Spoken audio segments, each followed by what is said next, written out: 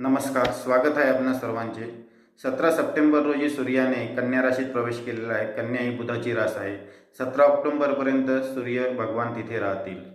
सूर्य हा ग्रहांचा राजा मानला जातो, कुंडलीमध्ये पित्याचा कारक मानला जातो। सूर्याने या राशीत प्रवेश केल्यानंतर सूर्याला स्वतःच्या नक्षत्रात असतानाच ग्रहण लागलेले आहे। ग्रहणाचा परिणाम 8 दिवस आधी 8 दिवस नंतर विशेष जाणवतो। सूर्य हा राजाचा कारक असल्यामुळे जगभरातील सत्ताधारी पक्षाच्या नेत्यांना याचा त्रास होणार आहे। सत्ताधारी पक्षांचे नेते अडचणीत येतील, अशा घटना घडतील। ह्या सूर्याच्या राशी प्रवेशाचा प्रत्येक राशीवर काही चांगला काही वाईट परिणाम होणार आहे। त्याचे तरतम भाव हा जो आहे तो प्रत्येकाच्या कुंडलीतील ग्रहस्थितीनुसार ठरतो। त्यामुळे सरसकट एका राशीला चांगले वाईट असे म्हणता येणार नाही, कारण एकेका राशीत नुसता भारताचा विचार केला तरी कोट्यवधी लोक येतात।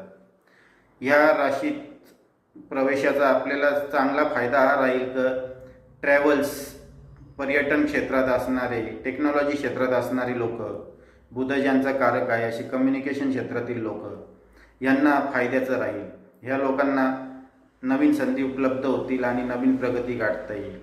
आणि त्याचवेळी जगभरात नैसर्गिक आपत्ती मोठ्या प्रमाणात येतील। विशेषतः पाण्याच्या संदर्भातील ढगफुटी होणे, महापूर येणे किंवा पाण्यातून काही प्रादुर्भाव होणे, साथींचा प्रादुर्भाव होणे, अशी प्रकारची आपत्ती येण्याची दाट शक्यता आहे।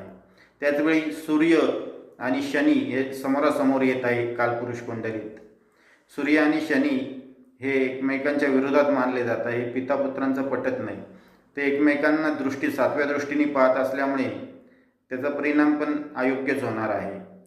तर ह्या सूर्याच्या राश्यांतराचे आपल्याला सकारात्मक प्रभाव अधिक चांगले मिळावे आणि वाईट परिणाम कमी मिळावे, यासाठी आपण सर्वांनी सकाळी लवकर उठून सूर्योदयानंतर काही काळातच सूर्याला जल अर्घ्य द्यावे आणि सूर्यमंत्राचा जप करावा। सूर्यमंत्र कोणताही चालेल, जो आपल्याला सोपा वाटेल तो।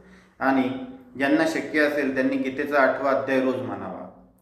गीतेचा 8वा अध्याय रोज पठण केल्याने आणि सूर्याला अर्घ्य दिल्याने आपल्याला या राश्यांतराचे सर्व चांगले परिणाम अधिक चांगल्या पद्धतीने मिळतील आणि वाईट परिणाम कमी प्रमाणात मिळतील। धन्यवाद।